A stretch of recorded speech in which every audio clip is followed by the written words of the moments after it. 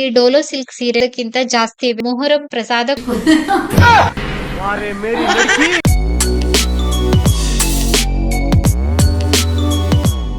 Hello ಸ್ನೇಹಿತರೆ, welcome back to my channel. ಬುಧವಾರದ vlog ಇದು. ಅಕ್ಕ ತಂಗಿ ಇಬ್ರು ಇವತ್ತು ಹೊರಗಡೆ ಹೊರಟಿದೀವಿ. ಸ್ವಲ್ಪ ಕೆಲ್ಸ ಇತ್ತು ಹೊರಗಡೆ, ಹಂಗಾಗಿ ಹೊರಟಿದೀವಿ. ಮೊದ್ಲಿಗೆ ಮಲ್ಲಿಕಾರ್ಜುನ್ ಹೋಗೋಣ ಅಂತ ಹೇಳಿ ಮಲ್ಲಿಕಾರ್ಜುನ್ ಕಡೆ ಹೊರಟಿದೀವಿ. ಇವತ್ತು ಮಳೆ ಸ್ವಲ್ಪ ಕಡಿಮೆ ಇತ್ತು ನಮ್ ಕಡೆ. ಒಂದೊಂದ್ ದಿನ ತುಂಬಾ ಜೋರ್ ಮಳೆ, ಒಂದೊಂದ್ ದಿನ ಸ್ವಲ್ಪ ಕಡಿಮೆ ಇರ್ತದೆ ಮಳೆ. ಜೂನ್ 20 ನಂತರ ನಮ್ ಕಡೆ ಮಳೆ ಸ್ಟಾರ್ಟ್ ಆಗಿದೆ. ಹಾಗೇನೆ ಮಲ್ಲಿಕಾರ್ಜುನ್ ಹತ್ರ ಬಂದ್ವಿ. ನಮ್ಮನೆಯವ್ರು ಗಾಡಿ ಪಾರ್ಕಿಂಗ್ ಮಾಡ್ತಾ ಇದ್ರು, ಸ್ವಲ್ಪ ಹೊತ್ತು ಅಲ್ಲೇ ನಿಂತಿದ್ವಿ. ಇವಾಗ ಬಂದ್ವಿ ಮಲ್ಲಿಕಾರ್ಜುನ್ ಒಳಗಡೆ. ಹೆಣ್ಮಕ್ಳಿಗೆ ಶಾಪಿಂಗ್ ಅಂತಂದ್ರೆ ಏನೋ ಒಂಥರ ಖುಷಿ ಅಲ್ವಾ.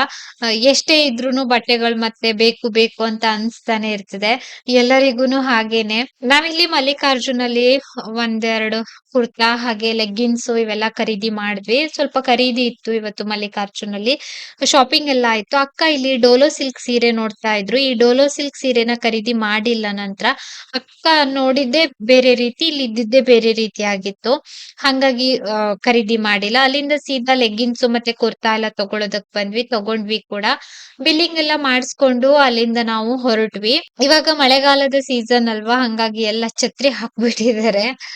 ಛತ್ರಿ, ಸ್ಕೂಲ್ ಬ್ಯಾಗು, ಮಕ್ಕಳಿಗೆ ಆಡೋದಕ್ಕೆ ಗಾಡಿಗಳು ಇವೆಲ್ಲ ಹಾಕಿದ್ದಾರೆ ಇಲ್ಲಿ.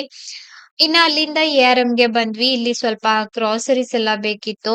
ಮನೆ ಐಟಮ್ ಅಂತೂನು ಎಷ್ಟೇ ತಗೊಂಡ್ ಹೋದ್ರುನು ಮತ್ತೆ ಮತ್ತೆ ಖಾಲಿ ಆಗ್ತಾನೆ ಇರ್ತದೆ. ನನ್ಗ್ ಹಂಗೆ ಅನಿಸ್ತದೆ, ನಾವ್ ಇರೋದ್ ಇಬ್ರೇ ಆದ್ರೂನು ಗ್ರಾಸರೀಸ್ ಅಂದ್ರೆ ತಂದಿದ್ದು ತುಂಬಾ ದಿನಗಳ ಕಾಲ ಇರೋದಿಲ್ಲ, ಖಾಲಿ ಆಗ್ತಾನೆ ಇರ್ತದೆ ಅಂತ ಹೇಳಿ ಅನ್ಸ್ತಾ ಇತ್ತು. ಇವತ್ತು ಇಲ್ಲಿ ಅಷ್ಟೇನೆ ಸುಮಾರು ಖರೀದಿ ಆಯ್ತು.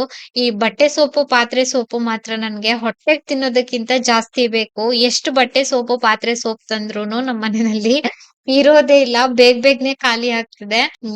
ಮತ್ತೆ ಈ ರಿನ್ ಪೌಡರ್ ಅವಷ್ಟಂತೂನು ನಮ್ ಊಟ ತಿಂಡಿಗಿಂತ ಜಾಸ್ತಿನೇ ಬೇಕು ನನ್ಗೆ.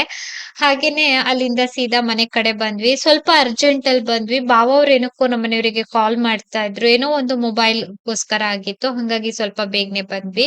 ಸಂಜೆ ಆಯಿ ಮೊಹರಂ ಪ್ರಸಾದ ಕೊಡೋದಕ್ ಬಂದಿದ್ರು, ಪ್ರಸಾದ ಕೊಟ್ಬಿಟ್ಟು ಹೋಗಿದ್ರು. ಪ್ರತಿ ವರ್ಷನೂ ಕೂಡ ತರ್ತಾರೆ ಮಾವ ಅವರು.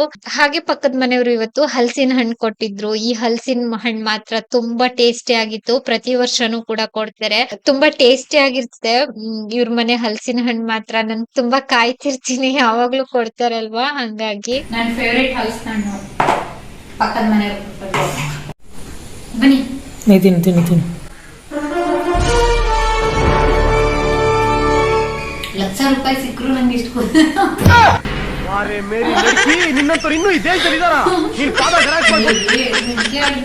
ಇವ್ರಿಗೆ ಮುಂಚೆಯಿಂದನೂ ಹಲಸಿನ ಹಣ್ಣೆಲ್ಲ ತಿಂದು ಅಭ್ಯಾಸ ಇಲ್ಲ, ಹಂಗಾಗಿ ಅವ್ರು ತಿನ್ನೋದು ಇಲ್ಲ. ನನ್ಗ್ ಹಂಗಲ್ಲ, ತುಂಬಾ ಇಷ್ಟ. ಅಮ್ಮ ಮನೆಗ್ ಹೋದಾಗ್ಲೂ ಅವ್ರು ತಿಂದಿರ್ಲಿಲ್ಲ. ನಾನ್ ಹೊಟ್ಟೆ ತುಂಬಾ ತಿನ್ಕೊಂಡ್ ಬಂದ್ಬಿಟ್ಟಿದೆ ಅಮ್ಮನ ಮನೆಯಲ್ಲಿ. ಇನ್ನ ಸಂಜೆ ಒಂದಿಷ್ಟು ಕೆಲ್ಸಗಳಿತ್ತು. ಬಟ್ಟೆ ಎಲ್ಲ ಫೋಲ್ಡ್ ಮಾಡಿ ಎತ್ತಿಡ್ಲಿಕ್ಕಿತ್ತು, ವಿಡಿಯೋ ಶೂಟ್ ಇತ್ತು. ವಿಡಿಯೋ ಶೂಟ್ ಎಲ್ಲ ಮಾಡ್ಕೊಂಡು ಬಟ್ಟೆ ಎಲ್ಲ ಫೋಲ್ಡ್ ಮಾಡ್ತಾ ಇದ್ದೆ. ಇವಾಗ ನಾನೇನ್ ಫೋಲ್ಡ್ ಮಾಡ್ತಾ ಇದ್ದೀನಿ ಅಲ್ವಾ, ಕುರ್ತಾ ಸೆಟ್ ಇದು ತುಂಬಾ ಚೆನ್ನಾಗಿದೆ. ಇದ್ರಲ್ಲಿ 2-3 ಕಲರ್ ಇದೆ. ನಾನು ಲಿಂಕ್ ಅನ್ನ ಕೊಟ್ಟಿರ್ತೀನಿ, ನಿಮ್ಗೆ ಯಾರಿಗಾದ್ರೂ ಬೇಕಂತಂದ್ರೆ ಬೈ ಮಾಡ್ಬೋದು. ತುಂಬಾ ಸಖತ್ತಾಗಿದೆ. ಶಾರ್ಟ್ಸ್ ಗೆ ವಿಡಿಯೋ ಕೂಡ ಮಾಡ್ಕೊಂಡಿದ್ದಾಯ್ತು. ನೆಕ್ಸ್ಟ್ ಡೇ ಗುರುವಾರ. ಇವತ್ತು ಸ್ವಲ್ಪ ಅವಲಕ್ಕಿ ಮತ್ತೆ ಶೀರಾ ಮಾಡಿದ್ದೆ. ಸ್ವಲ್ಪ ಮಾಡಿದ್ದೆ ಶೀರಾ, ಏನಕ್ಕೆ ಅಂತಂದ್ರೆ ತುಪ್ಪ ಜಾಸ್ತಿ ಇರ್ಲಿಲ್ಲ, ಹಂಗಾಗಿ. ಟೀ ಮಾಡಿದ್ದೆ. ಬೆಳಿಗ್ಗಿನ ಪೂಜೆಯ ವಿಡಿಯೋ ಏನು ಕೂಡ ಮಾಡ್ಕೊಂಡಿಲ್ಲ. ತುಂಬಾ ಜೋರಾಗಿ ಮಳೆ ಬರ್ತಾ ಇತ್ತು ಹೊರಗಡೆ.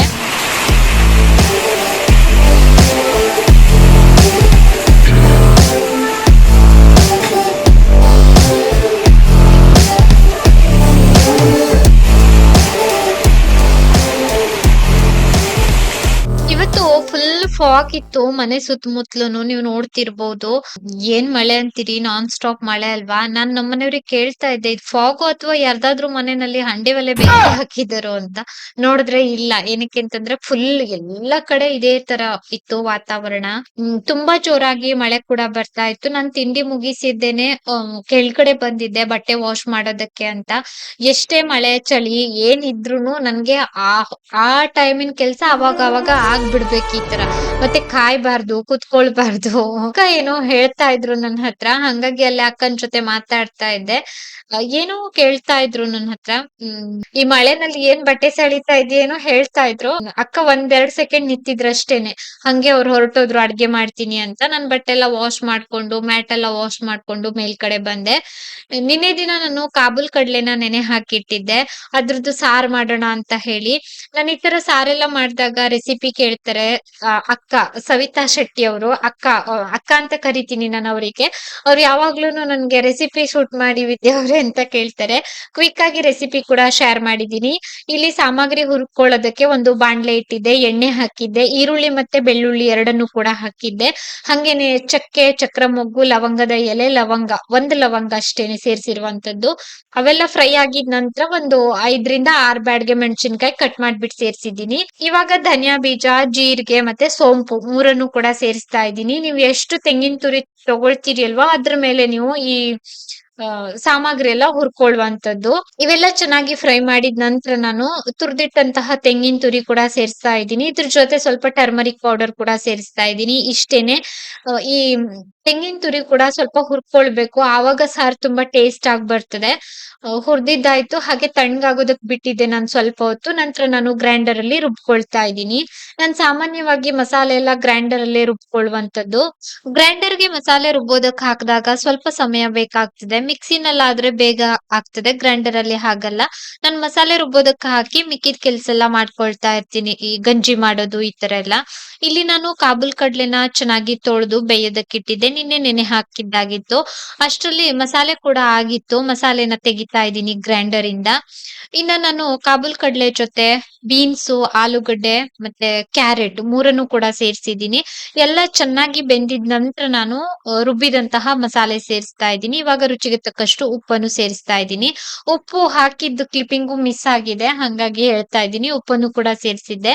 ಕೊನೆನಲ್ಲಿ ಸಾರು ಚೆನ್ನಾಗಿ ಕುದ್ದ ನಂತರ ಒಂದು ಒಗ್ಗರಣೆ ಹಾಕಿದ್ರೆ ಆಯ್ತು. ಒಗ್ಗರಣೆಗೆ ಏನಿಲ್ಲ, ಎಣ್ಣೆ, ಸಾಸಿವೆ, ಬ್ಯಾಡಗೆ ಮೆಣಸು ಇಷ್ಟೇನೆ. ಕಾಬೂಲ್ ಕಡ್ಲೆ ಸಾರು ಕೂಡ ರೆಡಿ ಆಯ್ತು. ಗಂಟೆ 12:10. ಯಾವಾಗ್ಲೂ ನಾನು ವಿಡಿಯೋ ಶುರು ಮಾಡ್ತೀನಿ ಅಲ್ವಾ, ಅಷ್ಟೊತ್ತಿಗೆ ಅಕ್ಕಪಕ್ಕದ ಮನೆಯವ್ರದ್ದು ನಾಯಿ ಸೌಂಡ್ ಜೋರ್ ಕೇಳಿಸ್ತಿರ್ತದೆ. ಇವತ್ತು ಹಂಗೇನೆ, ಇಷ್ಟೊಂದು ಸೌಂಡ್ ಇರ್ಲಿಲ್ಲ, ಇವಾಗ ಸೌಂಡ್ ಕೇಳಿಸ್ತಾ ಇದೆ. ಇವಾಗ ತಾನೇ ಶಾರ್ಟ್ಸಿಗೆ ನಾನೊಂದು ವಿಡಿಯೋನ ರೆಡಿ ಮಾಡ್ಕೊಂಡೆ. ಇನ್ನ ನಾನು ಕನಿಕಾನ್ ಪರಮೇಶ್ವರಿ ದೇವಸ್ಥಾನಕ್ಕೆ ಹೋಗಿದ್ದೆ ಅಲ್ವಾ, ಅವತ್ತಿನ ವ್ಲಾಗ್ ನೋಡ್ಬಿಟ್ಟು ಒಂದು 2-3 ಜನ ನನ್ಗೆ ಕೇಳ್ತಾ ಇದ್ರು, ಸರಿಯಾದ ಅಡ್ರೆಸ್ ಹೇಳಿ ವಿದ್ಯಾ ಅವರೇ ಅಂತ. ತುಂಬಾ ಜನಕ್ಕೆ ಗೊತ್ತಿದೆ. ಏನಂದ್ರೆ ಅರೆಂಡಿ ರೂಟು, ಹೊನ್ನವಾರದಿಂದ ಅರೆಂಡಿ ಹೋಗ್ತೀವಿ ಅಲ್ವಾ ನಾವು, ಸಾಲ್ಕೋಡ್ ರೋಡು. ಆದ್ರೆ ಅರೆಂಡಿಯಿಂದ ನಿಮ್ಗೆ ಅಲ್ಲಿ ಒಂದು ಸ್ಕೂಲ್ ಇದೆ. ಆ ಸ್ಕೂಲ್ ಹತ್ರನೇ ಒಂದು ಕಾಮನ್ ಇದೆ. ಸ್ಕೂಲ್ ಇಲ್ಲಿ ಇದೆ ಅಂದ್ರೆ ಇಲ್ಲಿ ಒಂದು ಕಾಮನ್ ಇದೆ. ಅದ್ರ ಒಳಗಡೆ ಹೋಗ್ಬೇಕು. ಸ್ಟ್ರೇಟ್ ರೋಡ್, ಒಂದೇ ರೋಡ್. ಮತ್ತೆ ಎಲ್ಲೂ ಕೂಡ ತಿರುವು ಇಲ್ಲ ಅಲ್ಲಿ. ಅಂದ್ರೆ ತಿರುವು ಅಂದ್ರೆ ರಸ್ತೆಗಳಿಲ್ಲ, ಒಂದೇ ಡಂಬರ್ ರೋಡ್ ಹೋಗಿದೆ. ಹಾಗೆ ಸೀದಾ ಹೋಗ್ಬಿಟ್ರೆ ನಿಮ್ಗೆ ದೇವಸ್ಥಾನ ಸಿಗ್ತದೆ. ಯಾರಾದ್ರೂ ಕೇಳಿದ್ರು ಕೂಡ ಹೇಳ್ತಾರೆ ನಿಮ್ಗೆ ಎಲ್ಲಿ ಬರ್ತದೆ ಅಂತ. ಅರೆಂಡಿಗೆ ಹೋಗಿ ಎಲ್ಲಿ ಬರ್ತದೆ ಅಂತಂದ್ರೆ ಹೇಳ್ತಾರೆ. ಅವತ್ತಿನ ವ್ಲಾಗ್ ನೋಡಿ ನೀವು ತುಂಬಾ ಜನ ಕೇಳಿದ್ರಿ, ಹಂಗಾಗಿ ಆನ್ಸರ್ ಮಾಡಿದ್ದಾಯ್ತು. ನಿನ್ನೆ ಮಲ್ಲಿಕಾರ್ಜುನ್ ಹೋಗಿದ್ದೆ, ಒಂದು ಕುರ್ತಾ ಖರೀದಿ ಮಾಡಿದೆ. ಸ್ವಲ್ಪ ಕಡಿಮೆ ಬೆಲೆಗೆ ಸಿಕ್ತು ಹಂಗಾಗಿ. ಆಮೇಲೆ ಲೆಗ್ಗಿನ್ಸ್ ಅದು ಇದೆಲ್ಲ ಖರೀದಿ ಮಾಡ್ಕೊಂಡು ಬಂದಿದ್ದೆ. ಕುರ್ತಾ ಒಂದು ತೋರಿಸ್ತೀನಿ ಆಯ್ತಾ.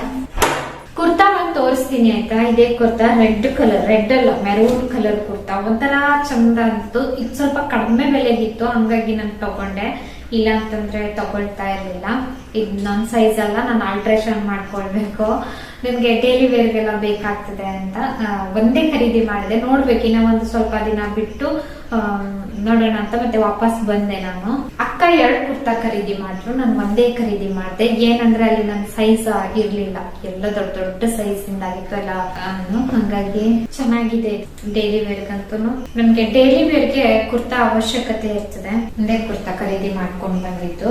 ಇನ್ನ ಬೆಳಿಗ್ಗೆಯಿಂದ ಒಂದೇ ಸಮನೆ ಮಳೆ ಆಗಿತ್ತು, ಇವಾಗ ಸ್ಟಾಪ್ ಆಗಿದೆ ಮಳೆ. ನನ್ಗೆ ಸ್ವಲ್ಪ ಚಿಕ್ಕ ಪುಟ್ಟ ಎಲ್ಲ ಕೆಲ್ಸ ಇದೆ, ಆ ಕೆಲ್ಸ ಎಲ್ಲ ಮಾಡ್ಕೊಳ್ತೀನಿ. ಆಮೇಲೆ ನಾನು ವಿಡಿಯೋನ ಕಂಟಿನ್ಯೂ ಮಾಡ್ತೀನಿ. ಇವತ್ತು ವಿಡಿಯೋ ಹಾಕೋದಕ್ಕೆ ಸಾಧ್ಯವಾಗ್ಲಿಲ್ಲ.